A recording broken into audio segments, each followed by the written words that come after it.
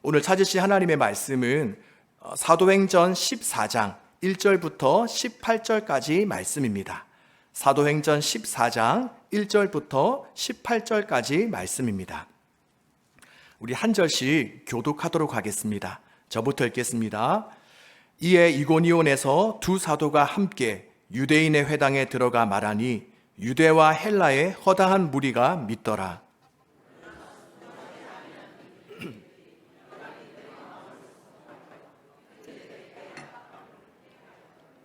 두 사도가 오래 있어 주를 힘입어 담대히 말하니 주께서 그들의 손으로 표적과 기사를 행하게 하여 주사 자기 은혜의 말씀을 증언하시니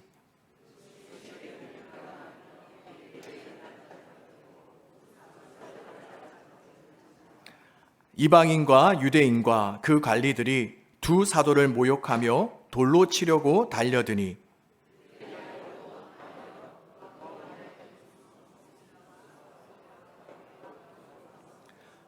거기서 복음을 전하니라.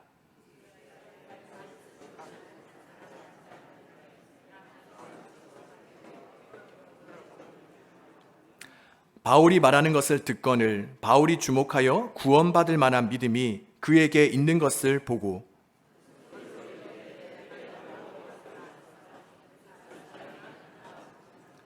무리가 바울이 한 일을 보고 루가오니아 방언으로 소리질러 이르되 신들이 사람의 형상으로 우리 가운데 내려오셨다 하여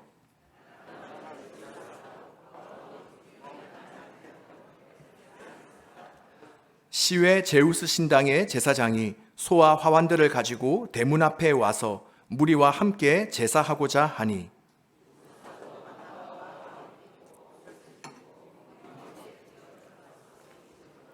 이르되 여러분이여 어찌하여 이러한 일을 하느냐 우리도 여러분과 같은 성정을 가진 사람이라 여러분에게 복음을 전하는 것은 이런 헛된 일을 버리고 천지와 바다와 그 가운데 만물을 지으시고 살아계신 하나님께로 돌아오게 함이라.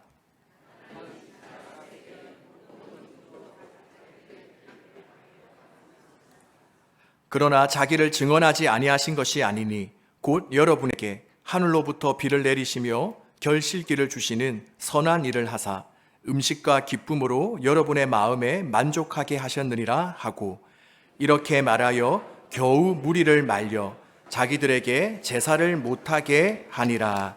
아멘. 비시디아 안디옥에서 하나님의 말씀을 전했던 바울과 바나바는 유대인들에 의해 내쫓김을 당하게 됩니다. 그리고 그들은 동남쪽으로부터 약 180km 떨어져 있는 이고니온이라는 지역으로 옮겨가게 됩니다. 우리가 사도행전을 보면 이러한 장면들을 종종 목격할 수 있습니다. 먼저 사도행전 8장에 보면 스데반 집사님의 순교 이후 큰 박해가 시작되자 어떤 일들이 일어나게 됩니까? 바로 사도를 제외한 평신도 성도들은 다 제각기 유대와 사마리아 지역으로 흩어지게 됩니다. 그리고 오늘 본문 5절과 6절을 보면 바울 일행은 이방인들과 유대인들로 구성된 사람들이 자신들을 돌로 쳐서 죽이려고 하자 또다시 45km 떨어져 있는 루스드라와 더베라는 지역으로 피신하게 됩니다. 우리가 이러한 모습을 세상적인 관점으로만 보면 이러한 모든 일들이 불행이고 그리고 어려움으로만 여겨집니다. 하지만 여기에서 우리는 하나님의 놀라운 섭리와 계획을 동시에 발견하게 됩니다. 스데반 집사님의 순교를 기점으로 자신의 본거지를 떠나 다른 지역으로 이동한 사람들은 무엇을 하였습니까? 바로 그들은 두루다니며 하나님의 말씀을 전했습니다. 그러면서 많은 사람들이 하나님을 믿게 되었습니다. 그리고 바울 일행 또한 마찬가지입니다. 그들은 사람들에 의해 쫓겨나 다른 지역에 가서도 전과 동일하게 하나님을 전합니다. 그러자 성경은 허다한 무리들이 하나님을 믿고 돌아오는 역사가 있었다고 증거하고 있습니다. 또한 오늘 본문 10절에 보면 어떤 일이 일어납니까? 바로 루스드라 지방에 살고 있는 태어나서 단 한 번도 걸어본 적이 없는 사람이 고침을 받게 됩니다.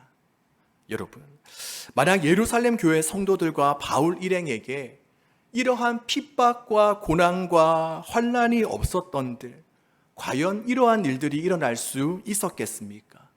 그것은 불가능했을 것입니다. 그러기에 하나님께서는 바로 초대교회 성도들과 그리고 바울 일행으로 하여금 사람들로부터 모진 모함과 수모를 당하게 허락하심으로 말미암아 많은 이방인들이 구원을 얻고 또 평생 장애를 가지고 살던 사람이 치유되는 하나님 당신의 놀랍고 신비스러운 뜻을 이루어 나가셨던 것입니다. 이것은 우리들도 마찬가지입니다.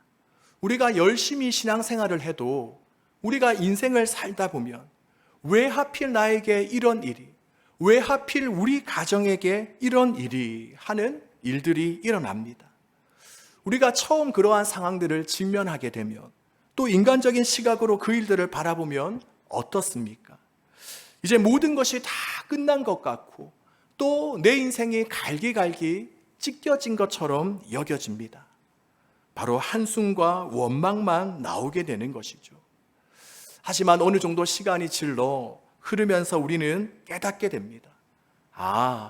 하나님께서 이 일을 이루시려고 그때 나에게 이러한 고난과 어려움을 허락하셨구나. 하나님의 계획은 이처럼 너무나도 놀랍구나. 바로 사도 바울은 이러한 사실을 그 누구보다도 잘 알고 있었습니다. 그래서 바울은 로마서에서 뭐라고 고백합니까? 우리 로마서 8장 18절 말씀 다 같이 한번 읽어보도록 하겠습니다. 생각하건대 현재의 고난은 장차 우리에게 나타날 영광과 비교할 수 없도다. 아멘.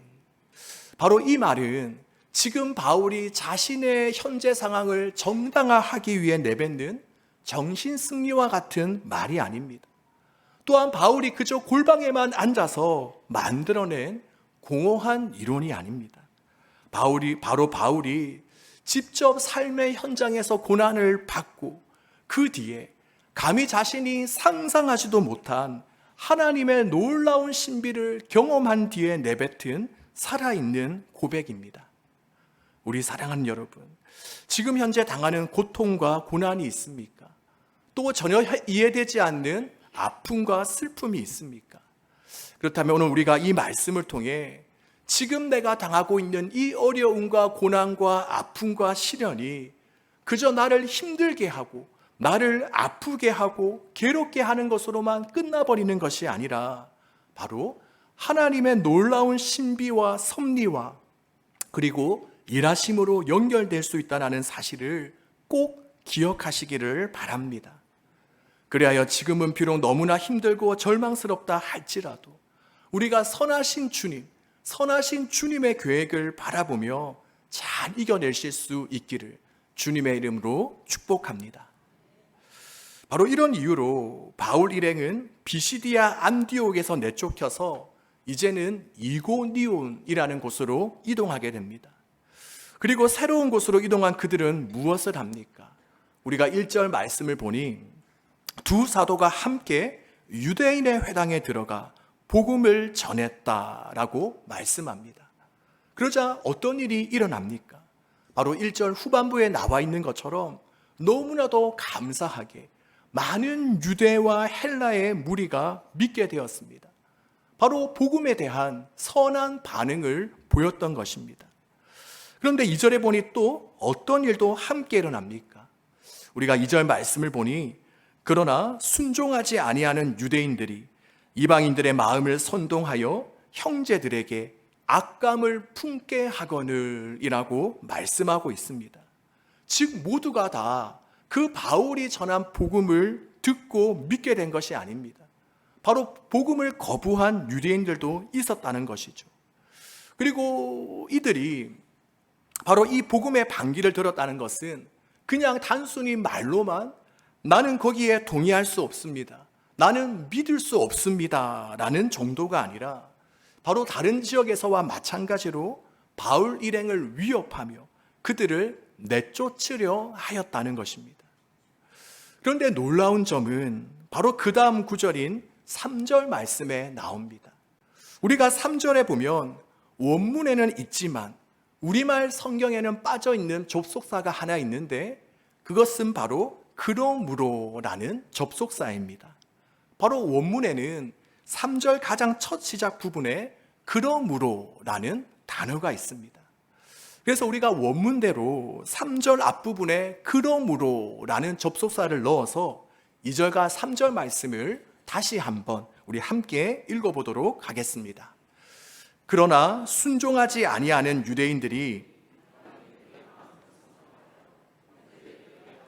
품게 하거늘 그러므로 두 사도가 오래 있어 주를 힘입어 담대히 말하니 주께서 그들의 손으로 표적과 기사를 행하게 하여 주사 자기 은혜의 말씀을 증언하시니 아멘.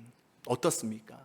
우리가 2절과 3절 중간에 그러므로라는 접속사를 넣어서 읽어보면 어감이 완전 달라지죠. 네, 저만 그렇습니까? 네, 바로 이 그러므로라는 접속사를 넣어보면 그런데 우리가 쉽게 이해하지 못하는 부분을 발견하게 됩니다. 한번 생각해 보세요. 우리가 전도지를 들고 우리가 교회 근처 남구청 앞에 나아가서 전도를 하러 갔다라고 합시다. 그런데 갑자기 한 무리의 사람이 몰려더니 우리를 향해서 고래고래 소리를 치고 또 멱살을 잡고 한 번만 더 여기서 전도하면 가만두지 않겠다라고 협박했다라고 합시다. 자, 그렇다면 과연 우리는 그때 어떤 반응을 보이겠습니까? 어떤 반응을 보일까요? 네, 얼른 짐 싸고 교회로 돌아오겠죠. 그러면서 아마 이런 생각을 할지 모르겠습니다. 와, 하마터면 큰일 날 뻔했다. 이제는 당분간 이 땅을 위해 중보 기도하는 쪽으로 방향을 바꾸고 이제 직접 나가 전도하는 것은 좀 자제해야겠다라고 생각할지도 모르겠습니다. 그러니 우리에게는 오늘 이 성경 본문이 바울과 바나바가 전도를 하다가 큰 어려움을 당했으니 그러므로 이들이 한동안 복음을 전하지 않았다라고 되어 있어야 우리는 자연스럽게 여겨질 것입니다. 그런데 오늘 본문을 보면 어떻습니까? 바울과 바나바가 복음을 전했는데 일부 사람들이 선동을 하고 악감정을 가져서 그들을 내쫓았다. 그러므로 두 사도가 더 오래 주를 힘입어 담대히 전하였다라고 말씀하고 있습니다. 어떻습니까? 이러한 사실이 너무 놀랍지 않습니까?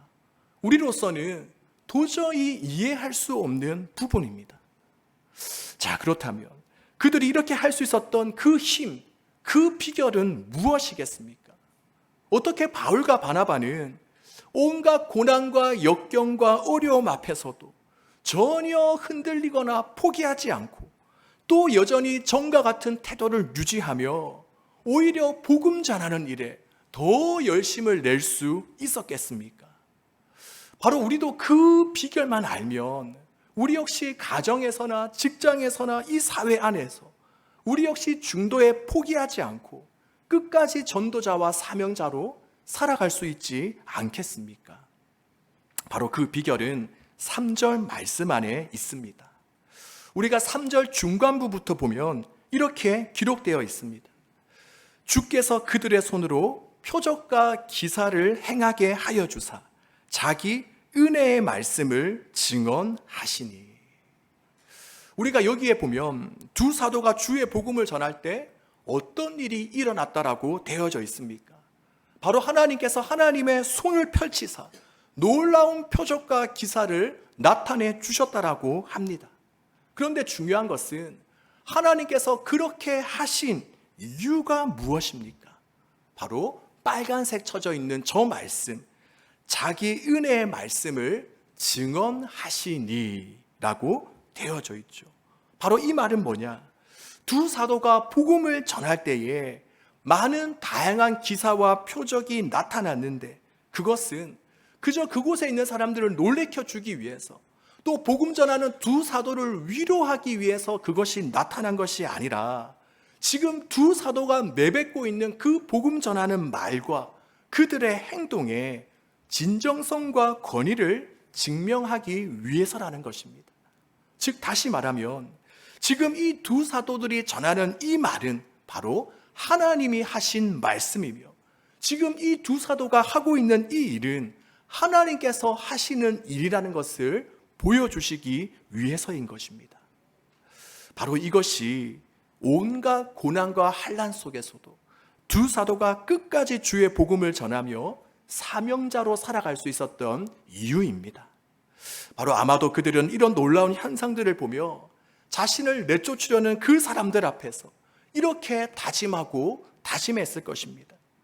너희들이 지금 나를 회방하고 무너뜨리려고 하고 있지만 나는 결코 여기에서 멈출 수 없다. 포기할 수 없다. 왜냐? 나는 바로 하나님이 주신 말씀을 가지고 나는 하나님께서 나에게 맡기신 그 일을 하고 있기 때문이다. 우리 사랑하는 여러분, 이러한 결단과 다짐은 오늘 이 현대를 살아가고 있는 우리에게도 너무나도 필요하다고 생각됩니다. 우리 역시 회사에 처음 들어갔을 때에 다들 온갖 꿈과 기대에 부풀어 들어갑니다. 내가 이 회사에 들어가면 그동안 내가 교회에서 배운 대로 많은 사람들을 선하게 대하며 모두에게 복음을 전하리라. 그런데 회사에 들어가 보면 어떻습니까?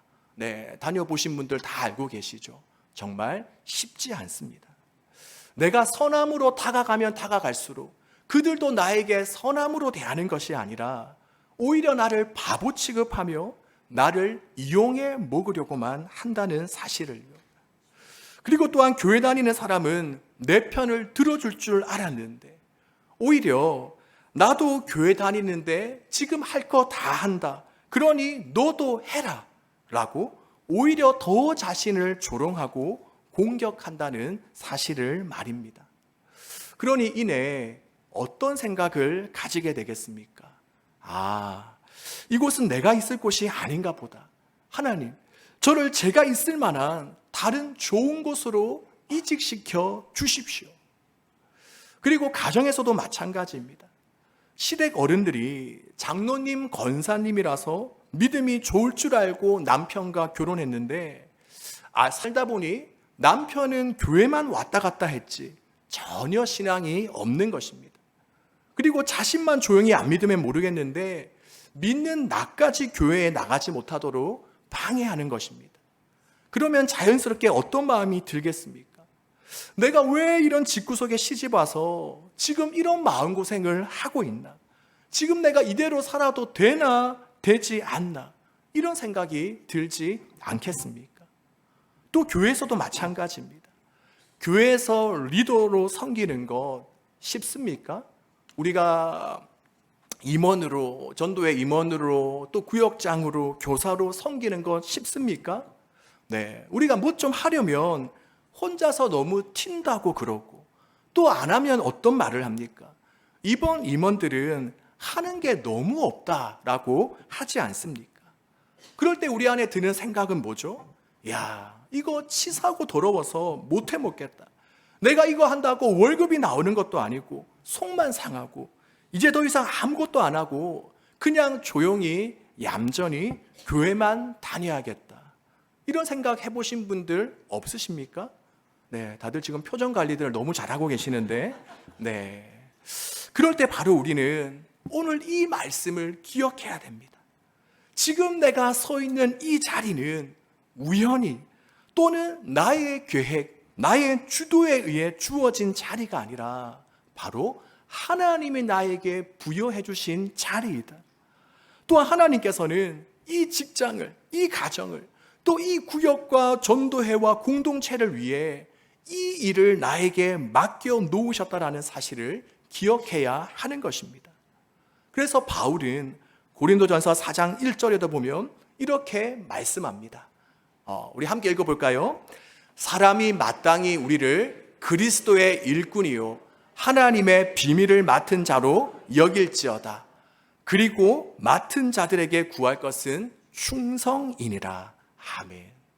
바로 우리는 우리 스스로를 항상 하나님의 일꾼이요 또 하나님의 비밀을 맡은 자로 여기며 살아야 됩니다. 그럴 때 우리는 끝까지 충성하며 온갖 비바람과 태풍을 뚫고 앞으로 전진해 나아갈 수가 있는 것입니다.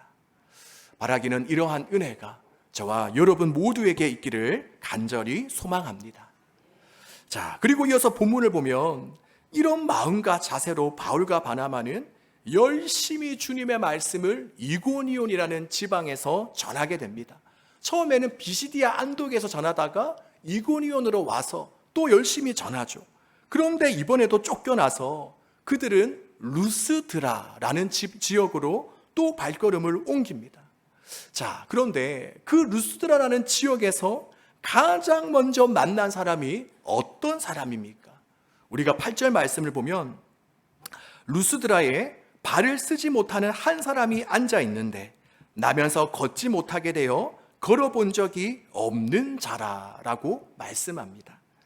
바로 루스드라에서 바울 일행은 가장 먼저 나면서부터 걷지 못하는 한 사람을 만나게 됩니다.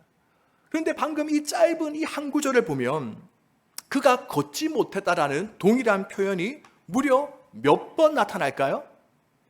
너무 어렵나요? 몇 번 나타날까요? 3번 나타납니다. 이것은 도저히 그가 걸을 수 없는 선천성 하반신 마비자임을 강조하고 있는 것입니다. 그런데 10절 말씀을 보니 이 사람에게 어떤 일이 일어납니까? 바로 10절 후반부를 보면 그 사람이 일어나 걷는지라 라고 말씀하고 있습니다. 그렇습니다.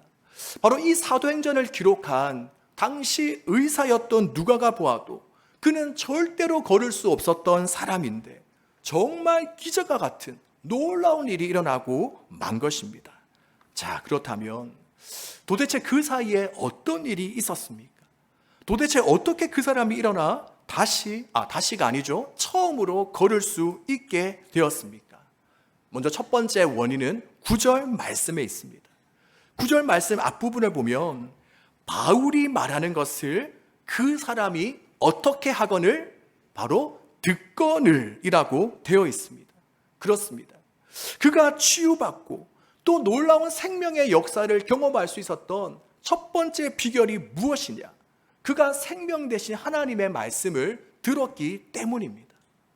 특히 여기서 들었다라는 말이 완료형으로 쓰여져 있는데 이것은 그가 건성건성 대충대충 들은 것이 아니라 또 한 번 잠깐 듣고 만 것이 아니라 처음부터 끝까지 경청했다라는 것을 이야기합니다.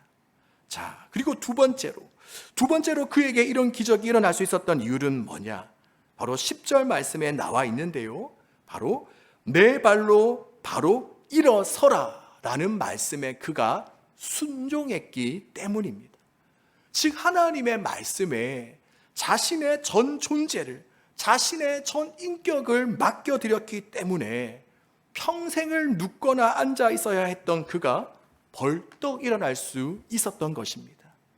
그렇다면 여러분, 이 말씀에 비추어서 우리 자신을 한번 돌아볼 수 있기를 바랍니다.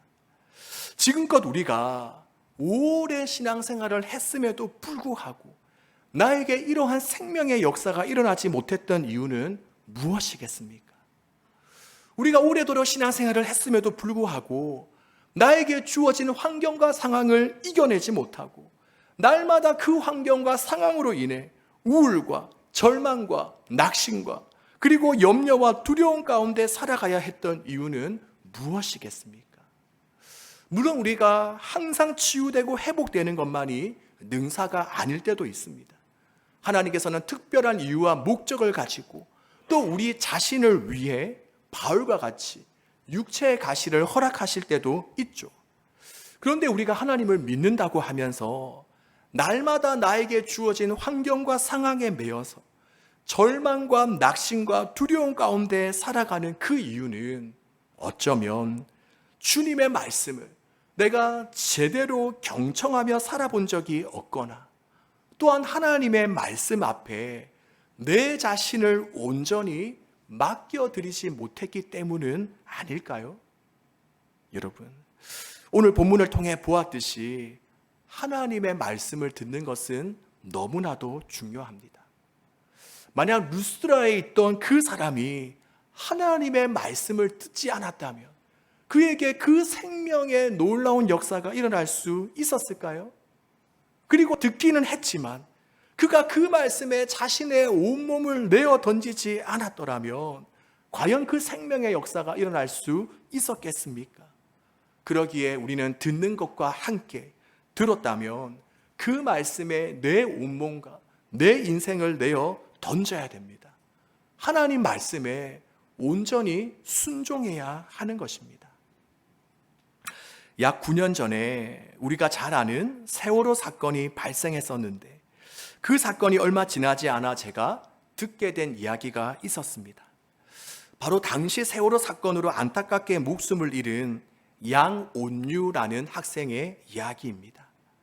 이 양온유라는 학생은 구조대가 배에 도착했을 때에 배 간판에 있어서 충분히 살 수 있었는데 아직 배에서 나오지 못한 친구들을 구한다고 내려갔다가 그만 목숨을 잃은 그러한 학생입니다.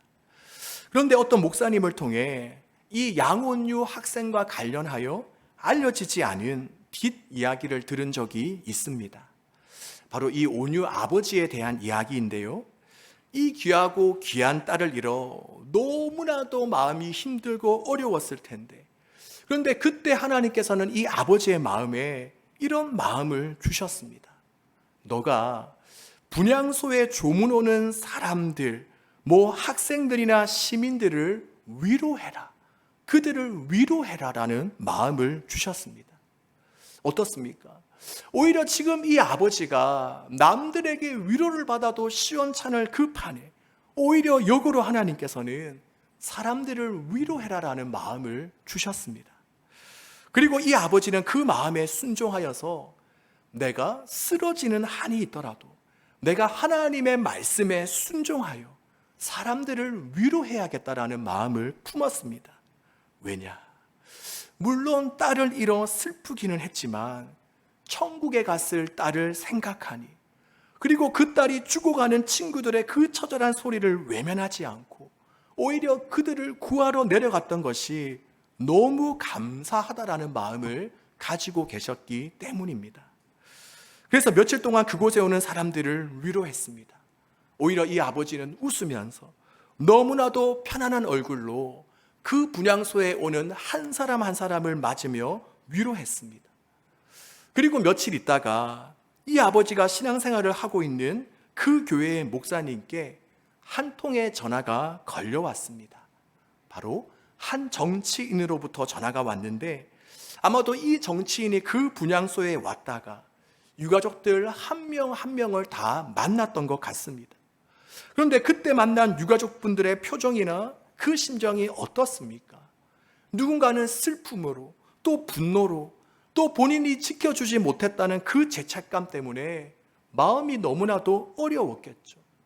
그런데 유독 이 한 사람, 이 양온유 아버지는 너무나도 편안한 모습으로, 그것도 웃으며 사람들을 만나주니 이 정치인이 너무나도 신기했던 것입니다. 그래서 수소문한 끝에 이분이 교회에 다니신다는 것을 듣고 그 교회의 목사님께 전화를 걸었던 것입니다. 그리고 목사님께 이렇게 물었다고 합니다. 목사님, 도대체 신앙이 무엇입니까? 도대체 교회에 다니는 것이 무엇입니까?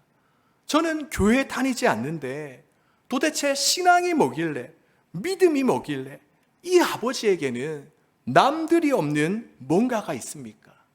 저도 한번 교회를 나가보고 싶습니다. 저를 위해 기도해 주십시오. 이처럼 여러분, 우리가 주님의 말씀을 경청하고 그리고 그 말씀에 온전히 나를 내어 던질 때에 어떤 일이 일어나게 됩니까?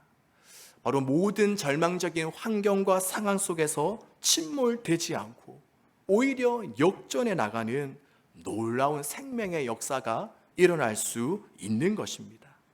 그러기에 여러분, 바라기는 우리 모두가 날마다 사람들의 목소리나 또 TV 드라마의 주인공의 목소리에 귀 기울이기보다는 항상 주님의 말씀에 귀 기울일 수 있기를 바랍니다.